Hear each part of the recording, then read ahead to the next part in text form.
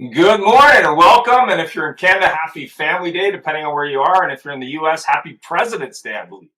So no matter where you are, there's some sort of quasi holiday today, and we're doing the show anyway because that's just how we roll. So I'm going to start the show today with a clip from one of my favorite car movies.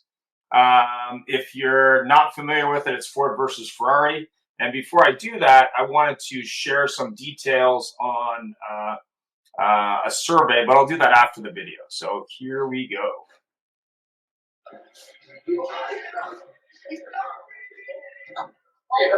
Hey, take it easy on it,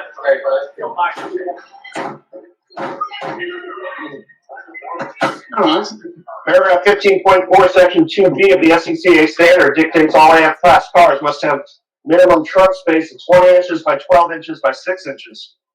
Your trunk doesn't close, ergo car fails standard. Wait. Ergo car is disqualified from said class. Let me ask you a question.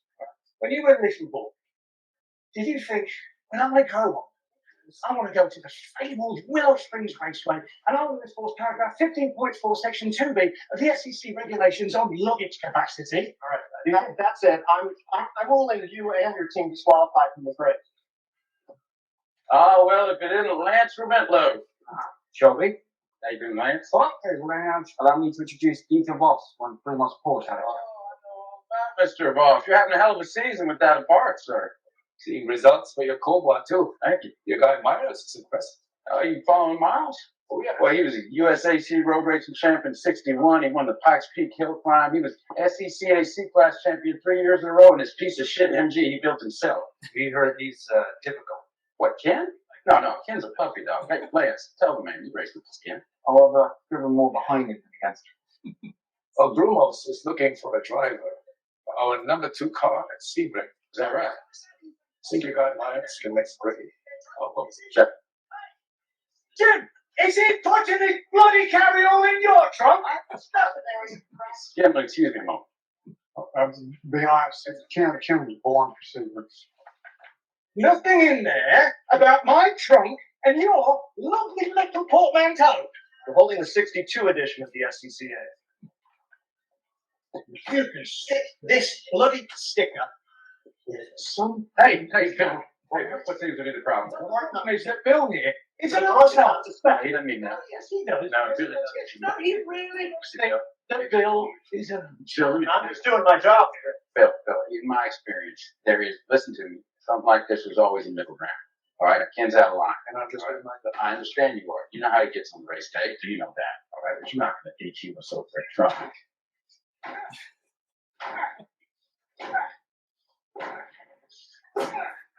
What?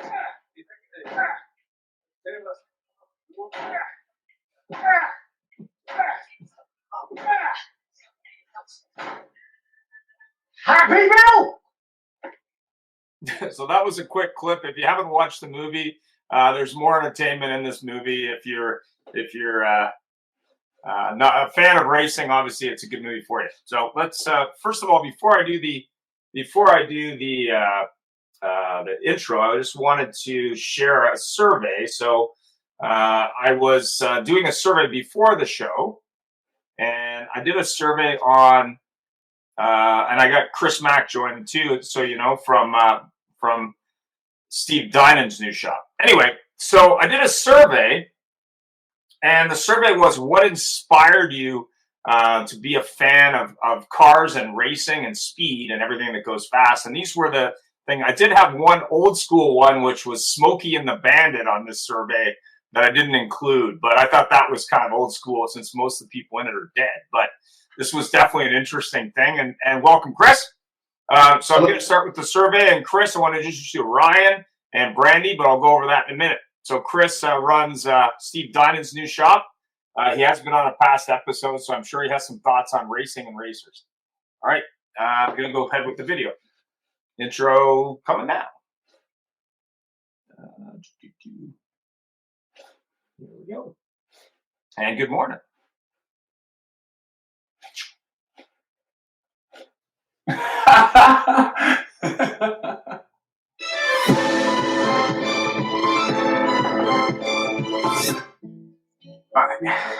Life is about connection.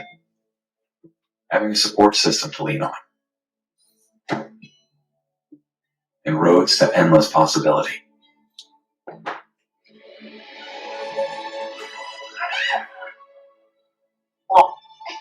At every turn, guiding the way, we are building the connections that move you.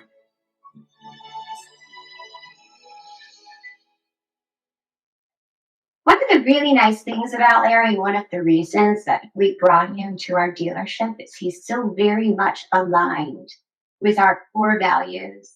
So with our brand, which is thoughtful and professional service. And because that alignment really worked out well, because he was so committed to the success of others, we really knew that he was the right person to spend time with our sales team, with our managers and each sales consultant. And we're just really thrilled to have a partnership with him. And so we thank him. How do you adventure? Is it fast? Is it free? Is it clear? Is it rugged? Is it remote? For your next adventure, trust Motor Clothes for buying, selling, trading, and protecting all of your motorized assets. Powered by Disclose Dealership Management Dashboard, your all-in-one DMS, CRM, menu, lead gen, inventory, staff, client, and deal management solution. Disclose DMD, like a DMS, only better. Mention promo code AutoHub2025 to get special pricing, including waived setup costs, no contract, and your first month's free. Car dealers often underestimate the power of social media. Are you wondering why my face is plastered in your newsfeed? Are you a GM, dealer principal, or a manager at a car dealership wondering why you see me all the time on Facebook, Instagram, LinkedIn, TikTok, and all over social media? Well, that didn't happen by chance. I target car dealers that are in-market shoppers for social media services, and I'm going to do the exact same thing for you so that you target in-market shoppers for your brand of customers that purchase your vehicles. During my Viato days, helping car dealers appraise and price cars, everyone was asking me, what do I do on social media? What do I do with Facebook, Instagram, TikTok? And this was back in 2016. So here we are 10 years later. I started a company, became an entrepreneur, and now I help car dealers. They either outsource their social media needs to us, or we have a training and education center where we can teach all of your employees how to do social media in-house. 90% of consumers actually follow a business on Instagram. The average adult sits on TikTok for 2 hours a day in the rabbit hole. To learn more information about it or to get a demo from one of my sales associates, click the link below. We would absolutely love to help you. Good morning and welcome. So we have a wide array of guests today. I'm going to start with the first person who showed up, which is actually the inspiration for the show, Mr. Ryan. And Ryan is actually a car racer himself. I heard he was at a racetrack last week doing some volunteer work. So Ryan, maybe you could tell us a little bit about yourself, and more importantly, how did you get into car racing? Like, that's an aspirational thing for a lot of young men and women, I'm sure. Yeah, no, I've been a huge car guy my whole life. I loved everything with four wheels and a motor. It was something that I always wanted to do, always wanted to be a part of. I tried every sport, and I learned really quickly that they all do share one common position, and that's bench. I was just very, very uncoordinated, very bored during it. And, I remember my dad tossing NASCAR on the TV and, watching that with him. I remember waking up at 6 a.m. to watch, the early morning shows on Speed Channel. It's just something I always liked. And, when I found out, when I was about 10 years old that, kids could race, that really changed the game. Been able to continue moving up the ladder, chasing the dream. I moved to Charlotte from Los Angeles when I was 17 years old, and haven't looked back. And today, we're racing in Xfinity, raced over in Europe last year, and finalizing a deal right now that isn't announced yet, but super excited to get it out in the coming weeks. And just super excited for the times ahead. Thanks very much. So, Chris, I know you don't work at all with people who want to go fast. Maybe you can talk a little bit about what you do and how you make people go faster in vehicles of all types. Yeah. So Chris McDonald, I've been with Steve Dining, who started Dining Engineering. Now this is my 23rd year with him. So I started in this business of high performance for BMWs and tuning at 19 years old, and I just turned 43. So I've been doing this a long time.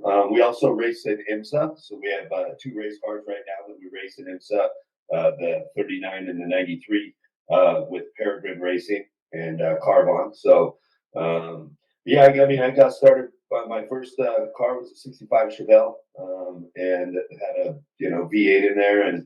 But I think the first race that I've ever went to in my whole life was actually a drag boat race back when I was just a little kid.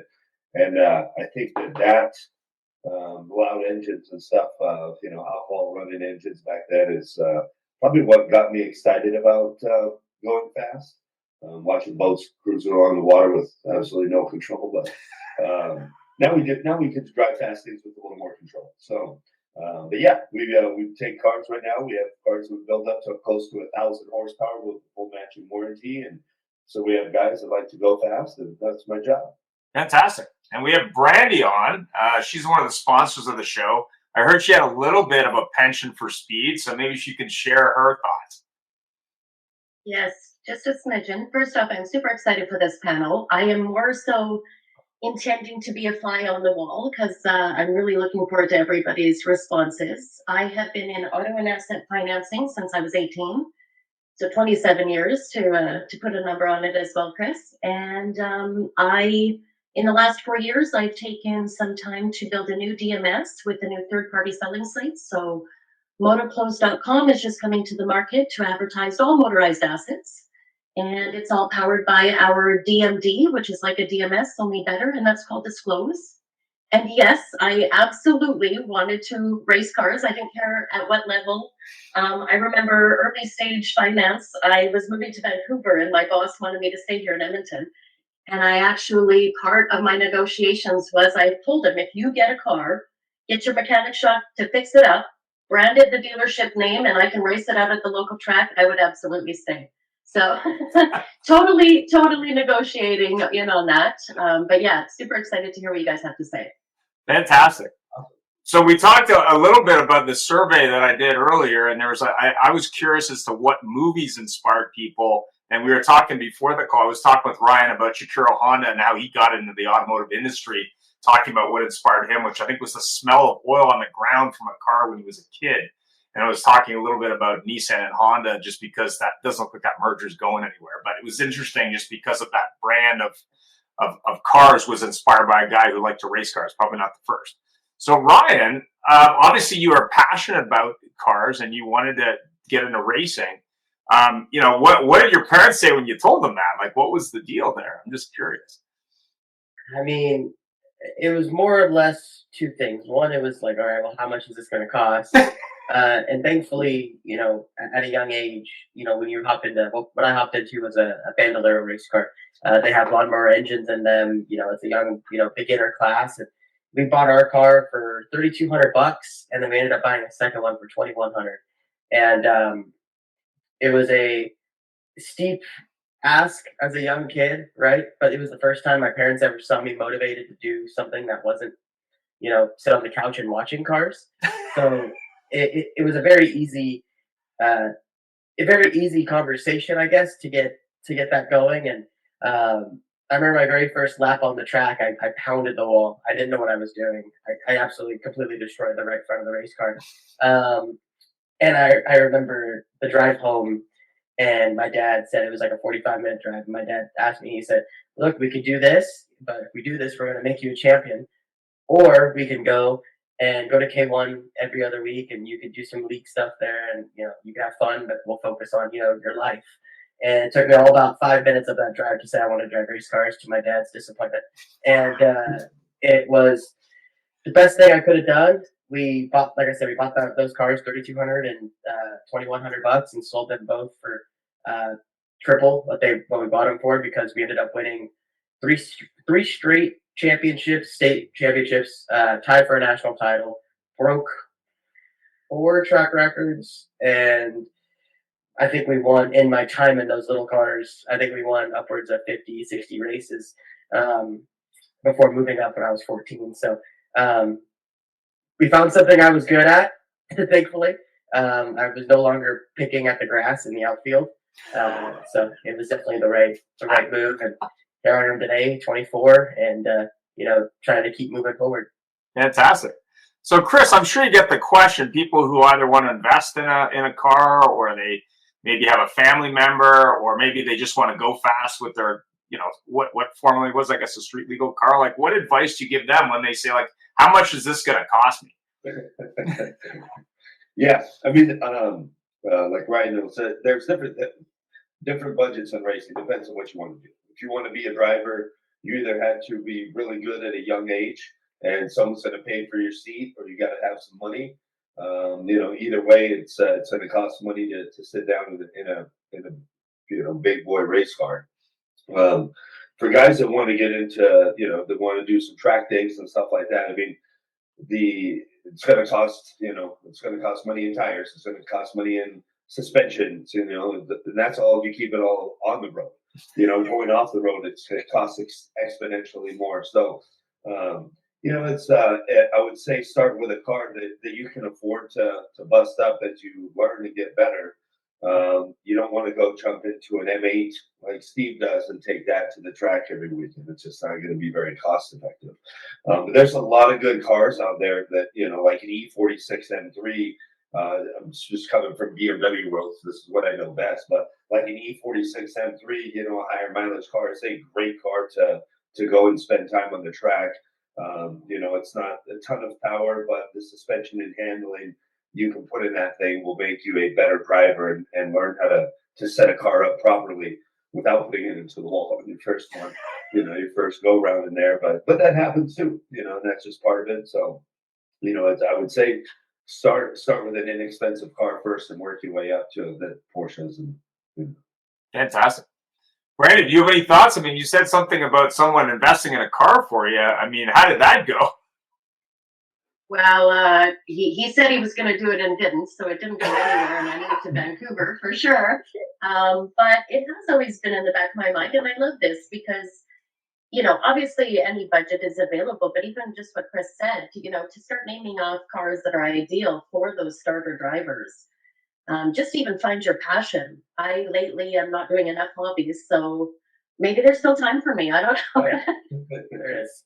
Well, I remember years ago when I worked for Honda, they had I sold Honda retail, and they I think stripped down a Civic and were selling it for entry-level racers with like nothing on it, kind of thing. And I thought that was interesting, just because I'm sure people have tuned those things up. But when you're looking at all the racing out there, whether it be car, truck, off-road, NASCAR, Indy, motocross, as someone who's raced vehicles, I mean, how did you determine you want to do one versus another? Like, where did that come from? Go ahead, Ryan. Yeah, no, sorry, I was, but no, the biggest thing for me was just, NASCAR was the only real option. We didn't have dirt racing out there, and road racing, there was a few kart tracks. Cal Speed out in Fontana is obviously one that's gone now, but was a prominent one. But truthfully, we had Irwindale Speedway, which is, 20 minutes from my house. We had the Orange Show Speedway, which was 45 minutes from the house. You had the Las Vegas Bull Ring, obviously 3.5, 4 hours away. So there's a lot of options for circle track racing, and everybody looks at NASCAR, right? NASCAR is the big American motorsport, and it was just something that I always liked. I remember going to my first race back in 2010 with my dad, and just experiencing it all and taking it all in. And it is funny though, my fuel for racing ironically came from monster trucks going to those things. So it's funny that I wound up being a NASCAR driver because what got me in racing was the complete opposite. So yeah. Interesting. So, Chris, I mean, you do a lot of modifications of cars for other people. Do you do any racing yourself in your free time? I mean, is that something that's you're passionate about? My racing consists of scare rides to customers. So my job is to go and scare the money out of them. Yeah, I'm too at this age now. I'm a little too old to be out racing professionally, but yeah. So we've my job here is to take any customers that fly in and want to spend a decent amount of money in upgrades and go take them on scare rides and break an unlimited amount of traffic laws here. So the good thing is I have 0 points on my record, so I haven't been caught yet. Yeah.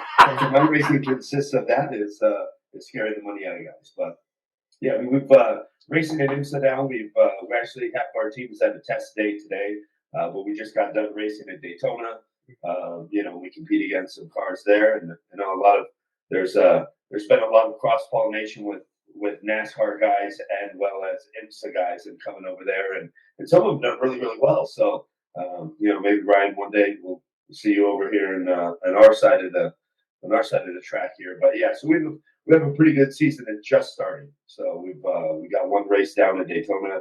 I think our next one is maybe Sebring. But yeah, so my racing consists of street and not getting caught. Brandy, was there any thoughts there? Any stories? Any misadventures? Oh, that's what qualifies. I pulled it. Yeah, I remember years ago I was doing some training with Honda for a new launch of a new car, and the trainer said, "This is not a qualifying round for the F1 team. Like, yeah, do not do this on the track with these cars." So, Brandy, driving's a lot of fun. What's the fastest you've ever driven, and what scares you at high speed? The fastest. Oh, I can't say I even can think of a number. It's definitely over 200, I would say. And I don't know. It's not even the speed that scares me. It's who's driving. So if I trust you as a driver, I absolutely trust the ability for sure. Now I want to know the fastest Ryan and Chris have actually. They take 200 miles an hour or kilometers an hour? Over 200 kilometers an hour. That's like lights. We're talking lights. I want to hear you guys here. No. And I've been in some fast cars, but nowhere with the ability of letting it go. Yeah. So, Chris, you scare people for a living in cars. You obviously have some stories. Yeah, the fastest that I have been is 336 kilometers an hour, or 209 miles an hour on the street. On the street. Wow, impressive. Great. And Ryan, I'm assuming you drive. So what was your opinion? That's the time you didn't get caught. I think Diane was actually driving. I was a passenger. The fastest I've driven personally is probably about 202, 203. And what speed scares you? Does it get scare as you get farther up there, or not really? Honestly, the cars when we drive, that the faster you go, the more planted they are, right? It's the distance and what you have to gauge and stuff because it comes up so fast, right? So there's a spot at our other corporate office in the Bay Area that's a 2 mile straight between lights, and there's no cross streets or traffic. So usually we'll clear the road, and then we get to go because we have to test some of these cars that we tune. We remove the top speed governor. We have to test cars from 0 to 100 miles an hour, 0 to 200 miles an hour, back down. So we test braking and suspension and all that stuff. So we'll go out and set up that type of road where we have a 2 mile stretch where there's no cross streets, nobody can pull out. It's actually it's the safest spot to go do that. But yeah, so we do it in a very controlled environment. Fair enough. Ryan, I'm assuming you went fast. What scares you at high speed, but more importantly, what's that number for you? Yeah, my number is not that number. I think I got clocked at like 198 one time. I think it was that.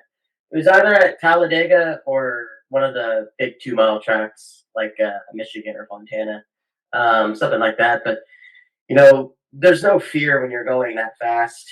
I have never been scared by the speed aspect. It's more or less when you get stopped, and that's where people, when everybody else who's going that speed, they're rushing by you.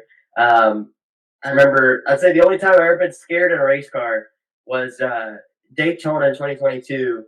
My good friend and roommate at the time, Maya Snyder, he got turned in the middle of the pack. I was running somewhere in the mid-teens, high teens, just trying to make it to the checkered flag. and he got turned in the middle of the pack. The air got underneath his car, and it sent his car into the air, and he hit the catch fence at 190 miles per hour, and it ripped his car in half.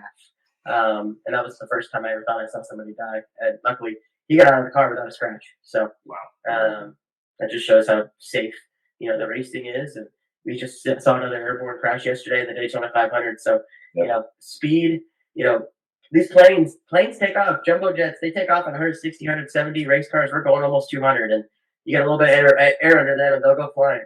Yeah.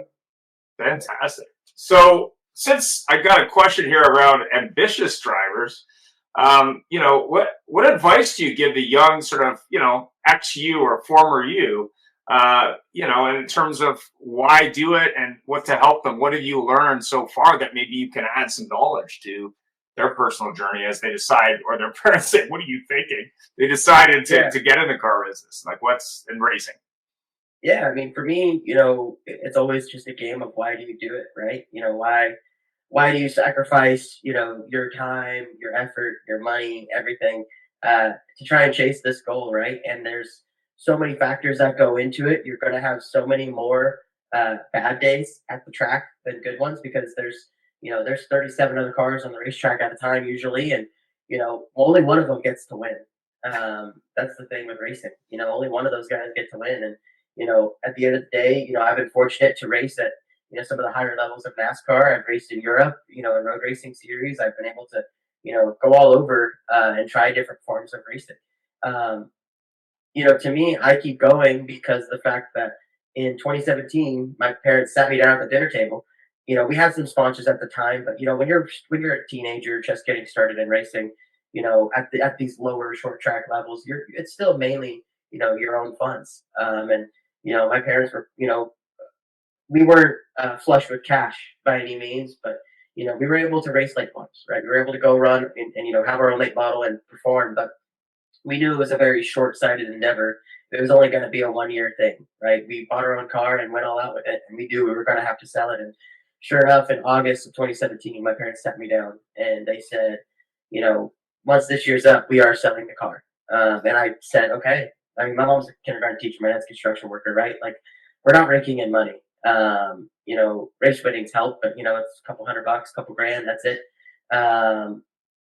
And so I was like, okay, that's fine. Like, I'll go to college and, pursue a career, and that's it. I knew I've seen friends of mine, people close to me in racing, put their houses on the line to go racing. And I just knew at a young age, I didn't want to do that. I didn't want to put my family through that. If it was up to my dad, he probably would have. That's how much he cared, but I didn't want him to do that. But fortunately, ironically, 3 weeks later, I got the call to go run in the Canaan East, or nowadays the ARCA East schedule. And that opened up a lot of doors. That got me in front of NASCAR. That got me in front of, executives, sponsors, people in the sport. Ran a full season of that. And because of that, we were able to sell our race car for a profit, mind you, because we went and won in that thing too. And I won the last race I ran in that thing, and sold it and never looked back. And so, yeah, the biggest thing is just there's more bad days than good ones, but it's the good ones that make those bad days significantly more worth it.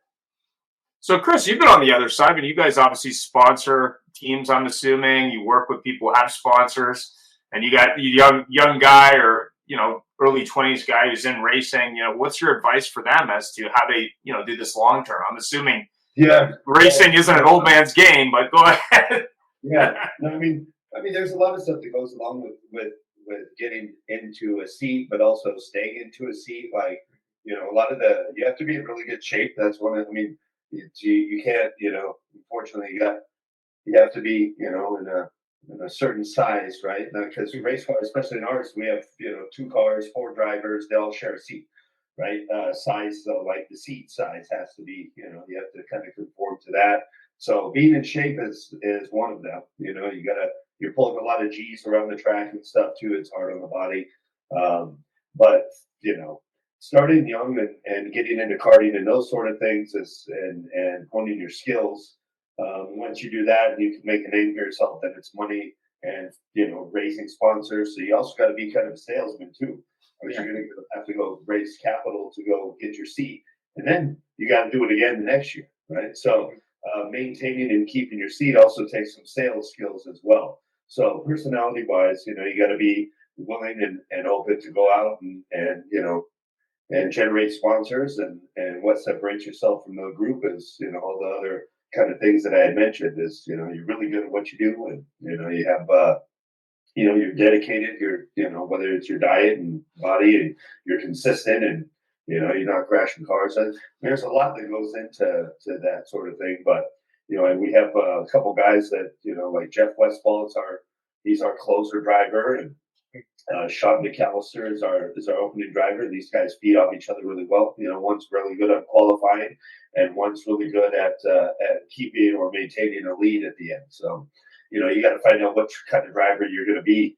And if you're going to do road racing, obviously, because we switch drivers every race, each one gets to do a stint.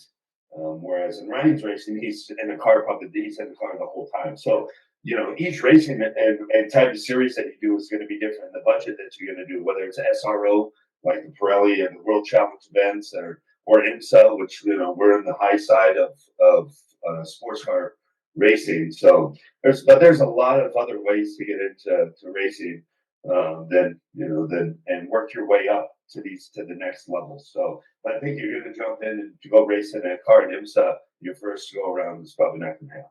So, no matter how much money. So what do you say to those sponsors who say, "Hey, I know you need sponsors for your race car"? What do you say to them to convince them why that makes sense for them? Like what's in their mind? Yeah, like, how would you advise someone it's to get gonna a sponsor? Yeah, it's going to be the car, right? There's the car itself. Like we've gone through a few different cars over the last 5 years, right? We won the championship in an Audi R8, and then Audi said they didn't want to be in North American racing anymore. The sports car series, so we had to go then find another car. So what did we do? We went to the Lamborghini Huracan because that's similar chassis and everything to the Audi. Well, we found out that every time that car gets crashed or bumped or anything, it's really expensive. And we're like, yeah, we don't know if we want to stay in the Lamborghini anymore because we got spun out twice, and each crash cost us over $500,000. So then we got into the Porsche, the GT4 RS. Porsche, and that car is very fragile. You get bumped and the suspension alignment goes out. So now we're back. This is going to be our second full year in the new BMW G82 M4, which BMW is our high performance brand. So we're kind of back in exactly where we need to be, and we actually won our final. We won our race. We podiumed our final two races last year.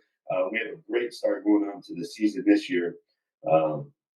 So that is what helps sponsors, right? Is what have you done, and how is my car going to be viewed? How is my are I going to be on the podium and get the extra airtime? I mean, if you're a really bad team, the channel or the TV's not going to be following you around. They're going to be talking about the guy. So and because Steve Dinan is Steve, we get a lot of airtime as well. So it's about airtime on TV and visibility and stuff like that. And I guess that's we have a really good reputation there. So Fantastic. Well, Ryan, I know you're looking for sponsors, shockingly, for your race car. I mean, what has been successful for you in the past? But more importantly, what's your advice to someone who maybe is thinking about sponsoring a team and was not sure on that? Like, what's in it for them? Yeah, I mean, kind of to piggyback off what Chris says, obviously putting yourself in a position to run up front and be consistent near the front is important. And that's why, over the last 2 years, I've really revitalized a lot of kind of how I go about my career. I spent from 2019 to 2022, I spent my career driving for smaller teams in NASCAR, which was a phenomenal opportunity. I was able to work with some great groups. I had TikTok on a race car. I had a one-off sponsorship with Alvin Kamara, and I had, we did a collaboration with Best Buy. So there were some really cool deals there that kickstarted a lot of what I am. And like I mentioned, that TikTok deal, I was 19 years old when I signed that agreement, and that brought a huge company into the sport of auto racing, and that helps you get in the door. And for me, at the end of 2022, I kind of realized I kind of had to take a step back and just say, okay, I've been doing this for 4 years now. I need to start running up front, and this is, me being, without any disrespect to the team I was with, we just weren't going to get there. And I needed to take some changes, even though my budget isn't there to go and run with, a Gibbs or, Junior Motorsports or Penske, SHR, now Haas. You know, there's opportunities in other series. You know what I mean? I hopped into the truck series, ran a few one-off races there with a smaller team, not a big team, but not as small as some of the other opportunities. We immediately found some good success. Ran top 10 my second ever start in the truck series, and then last year made the venture over to Europe.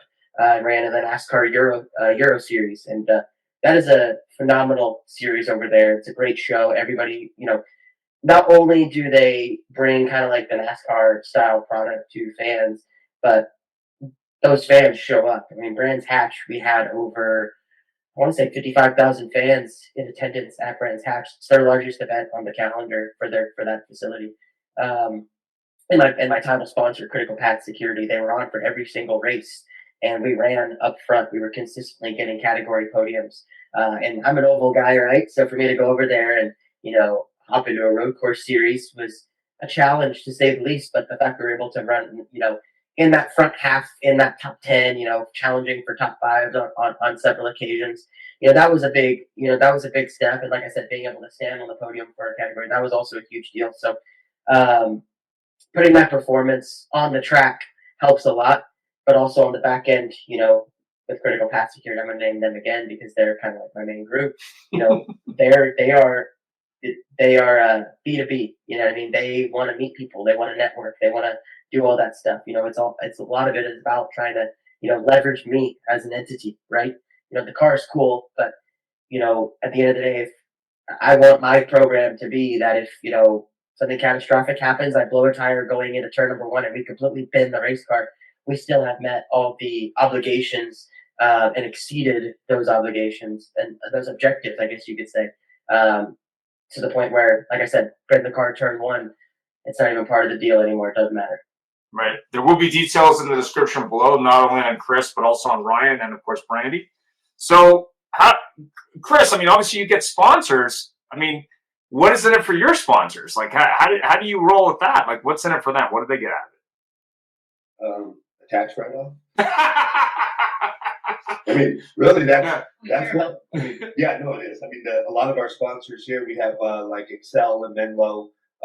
One of our main sponsors owns this venture capitalist, and him and his partner, they own quite a few corporations and some big ones that I know you've heard of. So for them, if it costs them $5 million a year to keep a car on the track, as a sponsor, then it's a write-off that they get to participate in, maybe on the Gentleman's Series, or when we put in an extra driver, because they both drive, they get to drive and participate as well. So you get to participate in a big series as well as have a tax write-off for their corporation. So really, that's that. There is no money when you win a race. There's no check. There's no grand prize or anything like that. You get a trophy and a hat for Michelin, and then you get to take a champagne bath. So, but yeah, for the sponsors, really, it's a tax write-off. Either they're gonna write it off somewhere. So if you have big corporations or multi-billion-dollar companies or multi-million-dollar companies, depending on what type of how big you're gonna go, either they're gonna give the money to the government, or they can go back and be a part of a cool racing program. So really, that's what's in it for the sponsors, and then obviously the visibility to fans and stuff like that. They go to the events, and so that's going to be the main benefit there. So what what's the starting point? Like if I'm sponsoring a team, like what does the money look like? Like if I'm sponsoring Ryan, and for example, I'm sponsoring you, maybe Ryan, you can speak to it. Like what would be sort of the minimum sponsorship that you'd be looking for? Taylor, go ahead, Ryan. Oh, my apologies. Like you're looking for sponsors. Like what kind of check are you looking for? Like what does that look like? Oh man, like Chris said, this takes millions, right? Yeah. It takes a lot of money, especially if you want to go compete at a high level. There's various areas you can go. Obviously, each team has their own price, right? So it changes from series to series. It changes from team to team.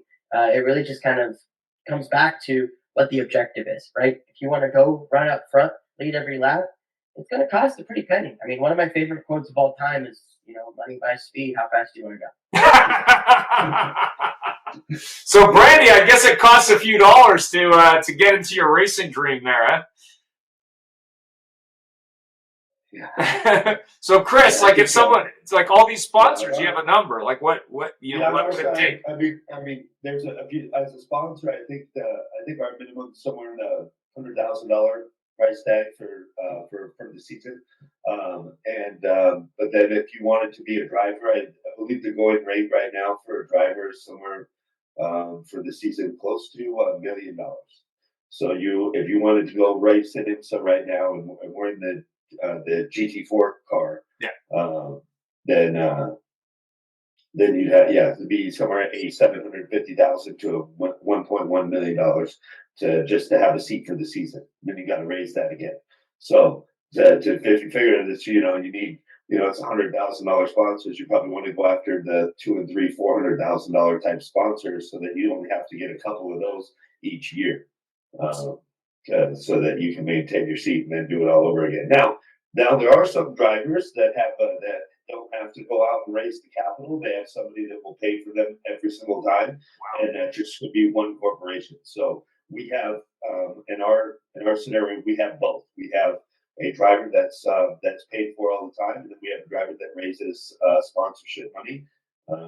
So is that the responsibility of that driver? You have to be one hell of a driver to just have a guaranteed seat every season. So yeah. So is that the responsibility of the driver who's raising the money to raise the money, or does he have help in that regard? It depends on the setup. Some drivers are really good sales guys. Some will have their team. Some will have friends and family that they'll hire to go do that for them. Because it'll take some cold calling, and it takes some some obviously contract negotiating skills and stuff like that. And so everybody's a little bit different. It's. If it was me driving and racing, I'd be raising the capital and the sponsors myself. So that's why I train our sales, the vice president of sales here. So that's what we do. And Ryan, I was going to say, the question that I train my guys to ask when a customer calls in is, do you want to go faster, handle better, or both? And how much your budget? Right? Exactly. So if you have a certain budget, I can make you handle a little bit better and go a little bit faster. If you have this budget, well, we can turn your street car into a race car. So Larry, I see you're on the call. Did you want to raise money for one of these? Oh, I guess he's off now. Absolutely. Look, you got $100,000 you want to donate? I hear there's a tax write-off in it for you. You don't need it. Listen, we must have had a free race car driver school, because all my lock guys in Trenton were known to do 200 miles an hour and maneuver through a parking. There you go. Absolutely. So I got one more question. What do you think the future of racing is? I mean, I hear there's a lot of talk about EV racing and hybrid racing and hydrogen and this, that, and a bag of chips. What do you think the future of racing is? Let's start with Ryan. Go ahead. Yeah, I mean, the biggest thing is as technology, continues to evolve, right? You see the latest and greatest with NASCAR. They've adopted the next gen platform on the Cup Series side, and I know that they're working on trying to have all that, have that platform kind of begin to trickle down into the Xfinity and Truck Series, and heck, that's even starting to affect some of the regional tours. I know the NASCAR Euro Series also, like I mentioned, the series I ran in, they just recently adopted the 5-speed sequential gearbox. Last year, they were still running the H-pattern 4-speed. So they're starting to do a few things to kind of get back to get closer to the Cup cars. But, as technology evolves, hybrid tech, all that stuff, obviously things are going to continue to be fluid and change as time goes on. I know NASCAR just debuted their EV prototypes, and they now have 2 of the 3 lead manufacturers getting behind it. They have Ford debuted their Mach-E Mustang, and then Chevy debuted their Blazer, their electric Blazer. So it's kind of interesting to see kind of the direction that's going to go. And obviously there's been speculation on what that series is going to be. I know they've gone on, and said that they plan on doing some exhibition races down the line. For me, as a race car driver, if it goes fast, I want to drive it, right? I don't care if it makes noise or not, right? If an electric vehicle is able to produce 1,000 horsepower to the tires, I'm gonna drive that thing. I'd take that all day. I want 1,000 horsepower. Make it hard to drive. Yeah, there was that. I think it's an electric Charger or Challenger they came out with, and they're piping the sound out of it like there's an engine. I was kind of laughing about I'm that. not a fan of that. Because I think it was Bugatti has a new 16-cylinder, and they had a teaser video online where they have the sound of the engine, which I thought was much more interesting. But what do you think, Chris? Yeah, I mean, well, speaking of the pumping the sound, BMW's actually been pumping sound through the speakers of the cars for a few years now, so it's nothing new in our world. But yeah, I mean, the thing is, I don't think that's going full EV racing is going to happen really anytime soon in any of the bigger series. I think it's going to be tough. I mean, right now we're obviously their classes are all, we have BOPs or we're getting, we're X at a certain amount of horsepower so that the playing field is level, right? Right. Like our race car makes almost 100 horsepower. Our race car makes 300 horsepower less than our street car that we tune and put all of our modifications on, right? So our street car makes 760 horsepower out of a 3-liter twin turbo 6-cylinder engine with our power package. And our street cars is power limited to 450. So, so we're so how would you do that with electric motors and stuff and weight and all that? Right now, it's a lot easier to calculate and keep cars even with an engine, with a gasoline or whatever type of fuel type of engine that you're running. So, and then the longevity of races, right? How do what would happen with the 24 hours of Daytona? We have an endurance series within our series, like the 6 hours and 12 hours at Sebring, the 24 hours of Daytona, the batteries and that sort of thing is not quite there yet, unless you did full battery swaps and that sort of thing. So I think it'd be hard to keep a series like even like it is right now, but it will take time, right? Like, back, it's IMSA took a while to make sure that the cars were all running even. And so I think that it'll come and EVs will start trickling in smaller series, and they figure out how to really get these things under control. And then once that kind of becomes exciting, you know what I mean? But the sound, growing up with monster trucks, exactly, it's like what sound do you hear? It would be one of the quietest type of environments that you've ever been in, as it just goes by and you just have tire noise, right? Yeah. And braking, tires and brakes, which don't sound all that good unless you're, maybe drifting a car or something like that. I think drifting would probably be with electric motors and stuff.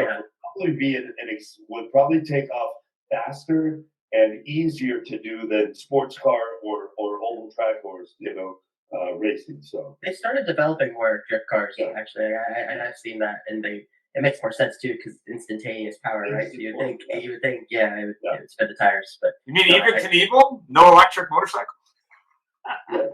There's a few. I've seen a lot of the electric motorcycles. I actually could see that one taking off too. But there's actually a company, Damon, out of where I used to live in Vancouver, and they have an AI technology to avoid accidents, which I thought was kind of interesting. I will eventually do an interview with the founder, but it was kind of interesting because it was a combination of electric and accident avoidance, which I thought was really interesting. But I agree with you. Like, I don't think you're going to see an elimination of sound, but I thought it was really interesting that Chrysler was trying to do that, or Stellantis with that sound. I was like, yeah, that's kind of, I don't know. It just seemed, it's kind of like the Hummer. If you're looking for something that's an EV, that's probably not, doesn't make a lot of sense, but it was definitely interesting. It's like an EV tank, which probably makes more sense because it's stealthy, right? But you're still going to hear the thing. 60 in 3 seconds. Yeah. A little hard to hit. Yeah. What do you think, Brandy?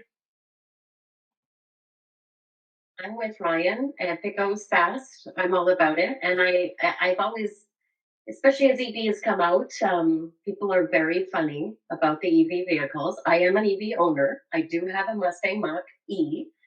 And when the debate goes on, for me, it's, we have so much of what our unconscious bias has tied to a fast car, right? So we think it should sound like a car going fast when it goes fast. But I'll tell you, there is nothing like merging out of my cul-de-sac in an EV. There's nothing that even compares to it. If I want to be there, I'm there like that.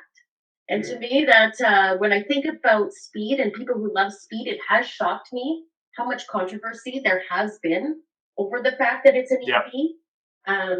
When I am speed, so for me, my ego doesn't stop me from the sound it makes. It's really about it's about how fast it goes and how I can get there that fast. We're actually doing another I'd EV. be interested. We're doing another EV debate show next month. Sorry, I will say my spouse also. Him and his buddy crashed their dirt bikes. They actually came around the corner. They were trailing and literally went into each other, and they kind of laughed because neither could hear the other one coming. And so, not to say that if you can't hear yours, you won't be able to hear theirs either. I'm not saying it would have prevented it, but we kind of had a chuckle about how that actually would have went down. Yeah, we're doing an EV debate show next month, just so you know. So if you're on either side of that, let me know. Yeah, the one thing about EV cars that's been the big discussion is, they go fast in a straight line. They handle horribly. Yeah, because they're so heavy. Yeah, they handle like nobody. Yeah. So until I drove a Porsche Taycan Turbo S, okay, that car. If you want an EV car that can do it all, I mean that actually handles like a Porsche and drives like a Porsche. The Taycan Turbo, any of the Taycan, that car can handle. I actually made myself car sick as a driver. Wow. Because the instant torque and the lateral G's of what that car can do coming in and out of a corner is phenomenal. So I learned something. If you have an opportunity and you want to drive a fast electric vehicle that can also corner very fast and brake very well, the Taycan is an absolute monster in all categories. Yeah, I learned through doing a review of a Lucid that you shouldn't shoot camera footage from the passenger seat. And I'm never doing that again. But yeah, I did learn a few things about speed and G's and shooting video. So yeah, I agree. I think Porsche did it right. I haven't had a chance to drive the new Macan electric, but I also hear they have a hybrid 911 that they're pushing against the GT3. Isn't that correct? Yeah, and I've driven a lot of cars, a lot of really, really fast, expensive cars. I truly believe Porsche makes the best car from the factory, second to none. Whatever your budget is, if you want a driver's car, like to go out and drive every day, but also they can keep up with pretty much everything out there, whatever your budget is, Porsche is the best car in that category. So, yeah, we actually were at SEMA a year and a half ago, and there was a guy he'd made a Gullwing Mercedes, the original one, electric, and I was like, I don't know about that decision. Yeah, you're going to see a lot of hot rod conversions, I think, with electric motors now coming out. And I think that if done right, they could be pretty cool. But sound part is always going to be missing for me. I'm an engine guy, not a motor guy. Yeah. So we're almost out of time. Time for a final thought round. Ryan, any final thoughts? No, just appreciate being on. Had a good time talking cars and racing, and thank you for having me. No problem. Brandy, any thoughts? Definitely.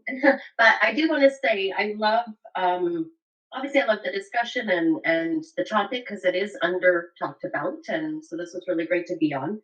I also love the fact that Chris mentioned about the branding side of things. So there's two parts to any of the sponsors, and that's what my takeaway is here is, the sponsorship that you can attain, but also what I can do as the new company, if I decided to go that way, what I can do to put the spin on it and how much is relied on both sides.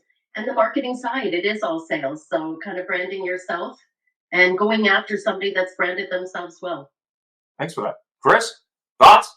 Yeah, no, it's my second time on here. I had, as good of a time as I did before. We've grown a lot since then, so I've been extremely busy, and want to continue growing. I'll probably, when we get off, I'll probably connect with Ryan a little bit and see if our paths can cross in the future. maybe he wants to start steering the wheel in opposite directions. So.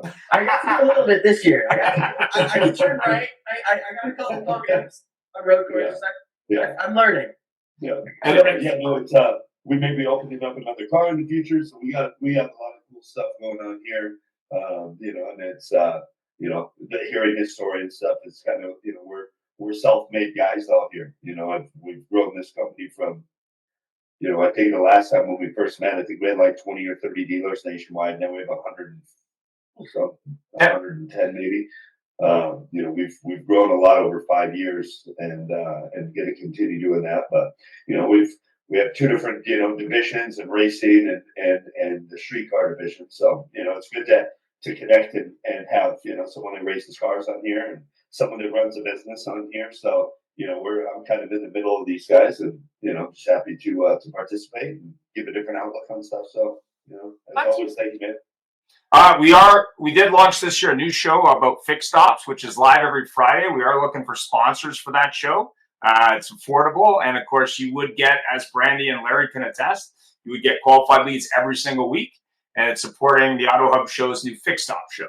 We are sold out of sponsors for the main show for season 6. But that show is available, and if you are interested in the one-on-one show, which is a recorded show I do every week, that is another way to really stand out as a company, and there is no cost to that show. Let me repeat that one more time. If you want to be on the one-on-one show, there is no cost, but we are looking for sponsors to power the fixed op side for 2025. Larry, any thoughts? I know you don't have any. You're muted. I do. I just happened to see Richard Petty and his son Kyle. And if you think about it, think about the variations of cars in the last 50, 60 years. Funny cars, they look like street cars. Racing's never going to go away, and I'm sure they'll develop a niche with some of these electric cars, although they're going to have to stimulate the canal, because I think part of the excitement is hearing that roar when these cars go by. Right? You don't go to a Who concert to hear Pete Townsend play more than one song acoustically. You want the noise. Yeah. Understood. That's what was the interesting thing about that Stellantis is the noise actually comes out of the tailpipe of the car, which is kind of interesting as an electric car. But the reviews have not been good. Yeah. Definitely not. Well, thanks for taking the time today. I really appreciate it. Yeah. And have yourself a great week, and happy President's Day and Family Day if you're in the Canadian market. Bye for now. All right. Thank you, guys. Yep. I guess.